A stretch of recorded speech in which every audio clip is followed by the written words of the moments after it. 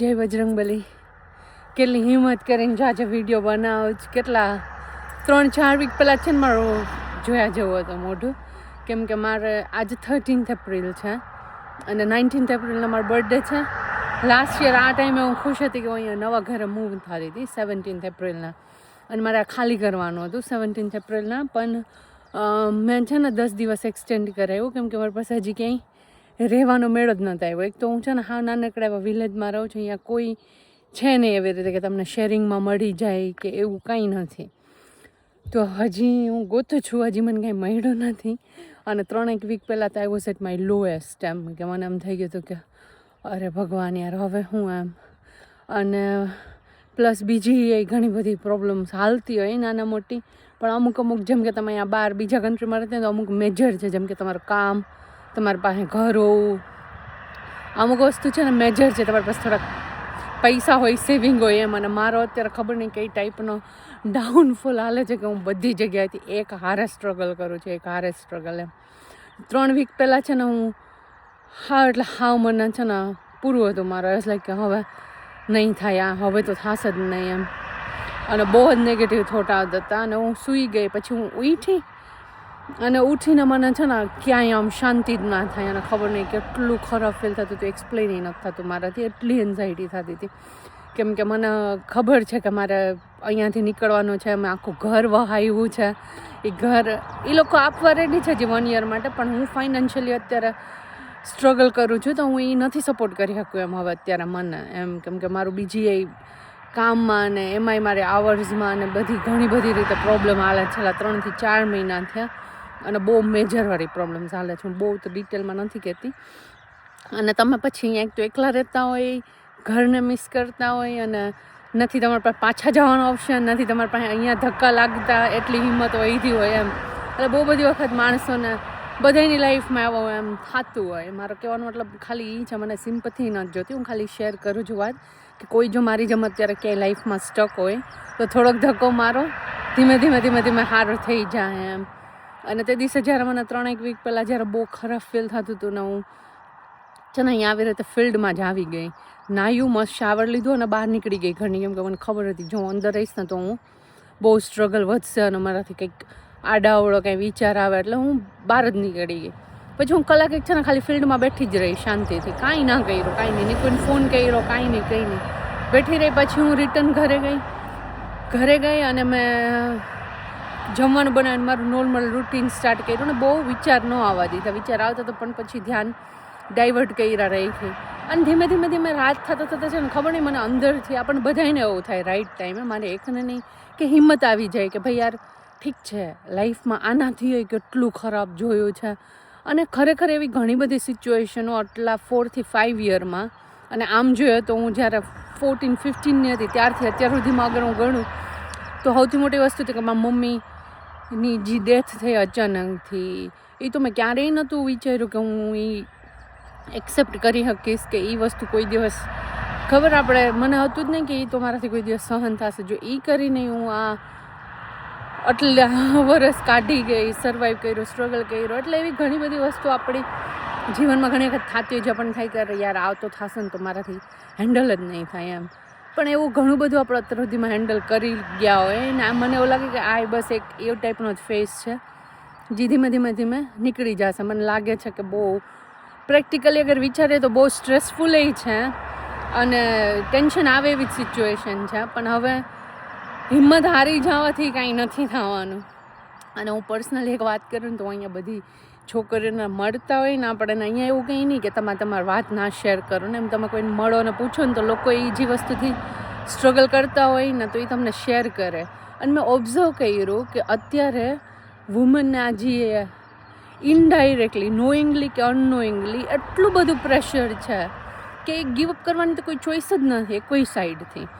એવું નહીં કે એની પાસે સપોર્ટ નહીં હોય, હંમેશા સપોર્ટ હોય ને તો એવું થાય કે યાર ના, આમ મને જ એમ ના કહે કે ના હું ગીવઅપ કરું, મનથી જવું હોય કે ના હું મારા માટે હું આ કરી જાઉં એમ. એટલે આપણે સોસાયટીમાં અત્યારે એટલું પ્રેશર આપી દીધું ને વુમનને, સિરિયસલી બધી જગ્યાએથી એમ, વિચ ઇઝ ઓકે. પણ એમ કે ટ્રાય કરવી જોઈએ કે આપણે થોડુંક બર્ડન બધા એકબીજા ઉપરથી થોડું ઓછું કરીએ એમ. બધી આપણે આજુબાજુ કોઈ સ્ટ્રગલ કરતું હોય તો વી શુડ સે કે યાર it's okay to give up, કે ઇટ્સ ઓકે ટુ શેર, ખબર કે ઇટ્સ ઓકે કે હેલ્પ માગવી. અમુક વસ્તુ એટલી ડિફિકલ્ટ થઈ ગઈ જ ને સાંભળીને જોઈને અને લોકોએ પોતે જ પોતાની રીતે માઇન્ડમાં આવું ફિક્સ કરી લીધું છે અમુક વસ્તુઓ. મને પોતાની બહુ જ અઘરું લાગે હેલ્પ માગવું, બટ શું કરવાનું, વી હેવ ટુ. કે ઠીક છે અમુક વસ્તુઓ ખાલી આમ વિડીયોઝમાં એ સોશિયલ મીડિયામાં જોવી સાંભળવી સારી લાગે, રિયાલિટીમાં ને એ રિયાલિટીમાં કંઈક લાઈફ અલગ જ હોય એમ. અને આપણને પહેલેથી આ સેટલમેન્ટવાળું જે સેલ કરેલું છે લાઈ, કે એક વખત ભણી લ્યો સેટલ થઈ જશો, મોટા થઈ જાઓ, લગ્ન થઈ જાય, છોકરા થઈ જાય, સેટલ થઈ જશો, સારી નોકરી લાગી જાય, સેટલ થઈ જશો. લાઈફમાં સેટલમેન્ટ નામની કોઈ વસ્તુ છે જ નહીં. એ અમે 4 મહિનામાં શીખો, કેમ કે આજથી 4 મહિના પહેલાં આઈ વોઝ સેટલડ, બધું હતું મારી પાસે, બધું હરખું હતું ને એની પહેલાંય બધું હરખું હતું ને એ બધું એ છૂટ્યું ને ત્યાંથી મારે બીજે આવવું પડ્યું ને બીજાથી ત્રીજે જવું પડ્યું ને. એટલે લાઈફ મૂવ કરતી રહેવાની છે ને આપણને દુઃખ પછી એટલે થાય કે અરે યાર આ તો મેં બધું કરી લીધું હતું તો આ વિખાઈ કેમ ગયું, આ બગડી કેમ ગયું. એ જ બસ ખાલી એ જ વાત છે કે લાઈફમાં ખરેખર ક્યારેય કાંઈ સેટલ નથી થતું. લાઈફ હાલતી રહી અને આપણે ત્યારે હાલતું રહેવું પડે. એક વસ્તુ યાદ રાખવાની કે આપણે જે કાંઈ પણ મટીરિયલિસ્ટિક અચીવ કર્યું હોય ને તો અગર એ જાય છે, છૂટે છે. અત્યારે મને ઘરમાં મેં એટલું ફર્નિચર વસાવ્યું છે, આખું ઘર વસાવ્યું ટૂંકમાં. હું ઇન્ડિયાથી તો 2 સૂટકેસ લઈને આવી હતી, હવે એ આખું ઘર અત્યારે વીખવું, સામાન વેચવો ને હાર્ટ બ્રેકિંગ છે. ઇટ્સ ઓકે, પણ હવે એની યાર હું અટેચ થઈશ તો હું મૂવ ફોરવર્ડ નહીં કરી શકું ને હું અલગ જ દુનિયામાં જાતી રહીશ ને ડિપ્રેસ થઈશ. ઇટ્સ ઓકે, ફર્નિચર બનાવ્યું હતું કેને મેં, ઘર બનાવ્યું હતું કેને મેં, હું હરખી છું, હું હારાએ હસવું, મારી હેલ્થ સારી હશે તો એ આવડત તો છે જ ને મારી, તો ક્યાંય નથી જવાની. મટીરિયલિસ્ટિક વસ્તુ દૂર જાય છે, ઘર દૂર જાય છે, પછી ઇટ્સ ઓકે, બીજું ઘર ક્યારેક ને ક્યારેક જ્યારે નસીબમાં હશે ત્યારે બની જશે એમ. અને હું આ માણસ છું ને, હું કેવી ઇમ્પેશન્સ અને કેટલું મારો ચેન્જ આવ્યો છે આ 3 થી 4 વર્ષમાં મારી લાઈફમાં, જે પ્રોબ્લેમ્સો આવી અને સ્પેશિયલી આ 4 મહિના લિટરલી મને છે ને એવું જ થઈ ગયું કે ભગવાનનું અગર ધારેલું હશે ને કે આ જ થવાનું છે તો આપણે ગમે એટલા ફાફા મારીએ ને ગમે એટલું ગમે કરી લઈને નહીં બદલાય. અને નહીં થવાનું હોય ને તો તમે ગમે એટલું એને ઓલું કરશો ને તો એ થઈને જ રહેશે એમ. તો આ ટેગલાઇન બનાવી લીધી મેં કે અગર કોઈ વસ્તુ થવાની છે ને તો એ રોકાવાની નથી, અને અગર નથી થવાની ને તો એને તમે ગમે એટલું કરશો ને તો એ તમે નહીં કરી શકો. હવે મારા પર્સનલ ઘરમાં રહેતી હતી ત્યાંથી મારે શેરિંગમાં જવું પડશે ક્યાંક. એ હાલો ઠીક છે, બધી વસ્તુમાં અત્યારે ધક્કા મારું છું કે ઓકે ઓકે ઓકે. તો કોઈ માણસ ક્યાંય લાઈફમાં એમ લાગતું હોય કે આ સેટલ છે, કોન્ફિડન્ટ છે, આમ છે આમ છે આમ છે, બધાય લોકો અંદર જ સ્ટ્રેન્થ ફાઇન્ડ કરીને પુશ કરતા હોય પોતાને. એટલે કોઈની લાઈફ ક્યાંય પરફેક્ટ છે નહીં, અને પરફેક્ટ તો આઈ થિંક કે કોઈની હોતી પણ નથી. બસ ખાલી મનમાં એક વખત મન મક્કમ કરવાનું હોય છે કે ઓકે કાંઈ પણ થશે કે કાંઈ પણ થાય છે હું કરી લઈશ અને મને ભગવાન હેલ્પ કરશે અને બધું થઈ જશે એમ.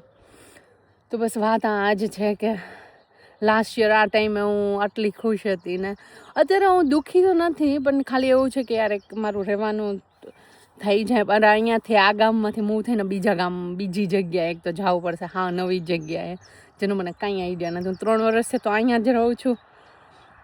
બધું થઈ જશે, કરી લઈશ. ચોઈસ પણ નથી ગીવ અપ કરવાની, પાછું જવાની કે કાંઈ બીજા વિચાર કરવાની. પણ ખાલી વાત મારે આ એટલે જ કરવી હતી કે કોઈ માણસ અગર અત્યારે એવી સિચ્યુએશનમાં હોય, ક્યાંય સ્ટ્રગલ કરતું હોય લાઈફમાં, તો સિરિયસલી થોડોક ટાઈમ છે. હું મને કહું છું ને હું બધાને કહું છું કે થોડોક ટાઈમ છે, બધું થઈ જશે. હિંમત રાખવાની હોય, ભગવાનનું નામ લેવાનું, હિંમત રાખવાની. અને હું એવું નથી કહેતી કે આપણે કર્મ કરવાનું મૂકી દેવું જોઈએ. જો મને કાંઈ નથી મન થતું તો હું રોજ ધક્કા મારું ને હું મારું રોજ જે રૂટીન છે એ ફોલો કરું. એકાદ દિવસ વળી વીકમાં એવું આવે કે એવું થાય કે અરે મને ઊભું નથી થવાનું, મને સૂતું રહેવું છે, તો હું પછી એ કરી લઉં. હું કે પુશ નથી કરતી મને કે હા મારે પોઝિટિવ જ રહેવું જોઈએ અને મારે ગીવઅપ જ ના કરવું જોઈએ. ઇટ્સ ઓકે, એક દિવસ મનમાં એવી જ વાતો આવે કે અરે રે આમ છે ને આમ છે ને આમ છે ને, તો હું તે દિવસે એવી વાતો આવવા દઉં મનમાં એમ. એટલે સોશિયલ મીડિયામાં અમુક વસ્તુ જોવી, સાંભળવી ને 10 મિનિટ બોલી જાવી ઇઝ ડિફરન્ટ, અને રિયલ લાઈફમાં અમુક વસ્તુ બહુ ડિફરન્ટ હોય. અને આજકાલ વુમન જે મેં કીધું એવી રીતે કે બહુ જ બધી વસ્તુના પ્રેશર, એમ કે સેટલ થવું એ જ એક તો એટલું મોટું પ્રેશર છે. અને સેટલમેન્ટના ક્રાઇટેરિયા એ ક્યારેય નથી મેચ થવાના. It's fine, honestly it's fine for me, for all the womans outs there કે જે સાંભળતા હોય અત્યારે. મને થયું હતું કે હું આ વિડીયો હિન્દીમાં બનાવીશ કે વધારે લોકોને પહોંચે, બટ ઇટ્સ ઓકે. મેં પહેલેથી ગુજરાતી રાખ્યું છે તો હાલ કે કન્ટિન્યુ ઇન ગુજરાતી.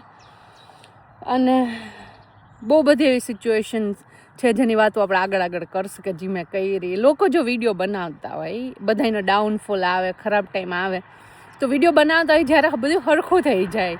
હું થોડોક વિડીયો ત્યારે બનાવું છું કે જ્યારે હું એકચ્યુઅલમાં બધી સાઈડથી સ્ટ્રગલ કરું છું. અત્યારે અમારે બધી બાજુથી ત્યારે સ્ટ્રગલ આવે છે અને પ્રેક્ટિકલી બધી રીતના સ્ટ્રેસફુલ છે. કેમ થશે, શું થશે મને નથી ખબર, પણ હોપફુલી અત્યાર સુધી ઘણી બધી વખત એવું હતું કે એવું થઈ ગયું હતું કે આ તો એન્ડ છે, હવે આનાથી આગળ તો હુંય થશે, અને હંમેશા એનાથી આગળ સારું જ થયું છે. તો મને ભગવાન ઉપર તો ભરોસો છે પૂરો કે એ હિંમત આપશે. મારી મમ્મી જ્યાં છે ત્યાંથી એ હિંમત આપશે, મને મારા ભેગી રહીને મને ગાઈડ કરશે અને ક્યાંક સારી જગ્યાએ લઈને જશે લાઈફમાં આગળ એમ. તો બસ સિમ્પથી કે એવું કંઈ નથી જોતું મને. મારા ફેસ ઉપર જો અત્યારે કાંઈ ટેન્શન દેખાઈ જાય, એક વખત એવો થાય કે અરે કેમ થશે ને બધું પૂરું થઈ ગયું ને પછી ખબર નહીં અંદર જ ઓટોમેટિક અંદરથી જ અવાજ આવે કે ભાઈ ઇટ્સ ઓકે, થઈ જશે, બધું થઈ જશે એમ. અને આ બધી વસ્તુને વળગવાનો કાંઈ મતલબ નથી. મેં મારી લાઈફમાં ક્યારેય નહોતું વિચાર્યું કે હું લંડન જઈશ. મારી 32 યરની એજ આઈ થિંક, હા હું જઈશ, મારી રીતે આટલી ફ્રીડમથી લાઈફ જીવીશ, આટલું ઇન્ડિપેન્ડન્ટ થઈશ, ક્યારેય નહોતું વિચાર્યું. તો હું તો ગ્રેટફુલ છું કે મેં જેટલું જોયું, જેટલું કર્યું, જેટલું અચીવ કર્યું. આઈ એમ સો ગ્રેટફુલ કે ભગવાન આટલો ચાન્સ આપ્યો એમ. તો હું હંમેશા એ જ ડિરેક્શનમાં વિચારું છું. અને ઇવન અત્યારે હું આ બધી વસ્તુને એમ જ વિચારું છું કે it's okay, I have a chance કે મારી પાસે લાઈફ એક્સપ્લોર કરવા માટે ભગવાને મને પાછું ચાન્સ આપ્યો. ઇટ્સ ઓકે, હું આ સિટીમાંથી નીકળીને બીજા સિટીમાં એક્સપ્લોર કરીશ, નવી જગ્યાએ રહીશ, નવા લોકોને મળીશ, કંઈક નવું થશે, કંઈક સારું થશે. હું અપડેટ કરતી રહીશ, વિડીયો બનાવતી રહીશ. હું ટ્રાય કરીશ કે હું વિડીયો બનાવતી રહું ને તમને બધાને હારે રાખું જર્નીમાં. તો લાઈફમાં બધી વસ્તુનું કોઈ ગેરંટી કે શ્યોરિટી નથી. તો એવી વસ્તુને દિલથી પકડવાની ટ્રાય ના કરો. જે કંઈ પણ તમે બનાવ્યું કે અચીવ કર્યું એ તમે જ કર્યું. તમે તમારા માટે ઊભા છો, તમે તમારી સાથે છો. ભગવાન ઉપર વિશ્વાસ રાખો. બધી વસ્તુ કે બધી પ્રોબ્લેમ કે કાંઈ પણ લાઈફમાં એ બધું હરખું થઈ જાય એક ટાઈમ. અને હું આ કેવા ખાતર નથી કહેતી, અત્યારે મારી બધી બાજુથી હરખાઈની બેન્ડ બાજેલી છે. બટ સ્ટીલ હું હસતા અત્યારે વિડીયો બનાવું છું કે ઇટ્સ ઓકે, થઈ જશે. આપણે બધા સાથે રહીશું, જર્નીમાં વાત કરતા રહીશું. અને ટેક કેર. અને બહુ પ્રેશર ના લ્યો જીવનમાં. સેટલમેન્ટ ઇઝ અ લાય. એવું કાંઈ સેટલ નથી હોતું. લાઈફનું કામ છે કે એ ચાલતી રહે અને એની સાથે આપણે ચાલતું રહેવું પડે. જો આપણે રોકાઈ જઈએ કે આ છૂટી ગયો ને આ છૂટી જશે ને આમ થઈ જશે, તો ક્યારેય કાંઈ અચીવ ના થાય અને કંઈ આપણે ખુશ પણ ના રહી શકીએ અગર આપણે બધી વસ્તુને પકડવાનું કરીએ તો એમ.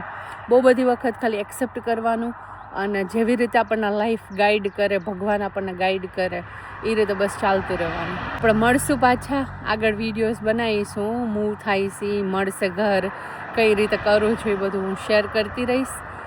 જય બજરંગબલી.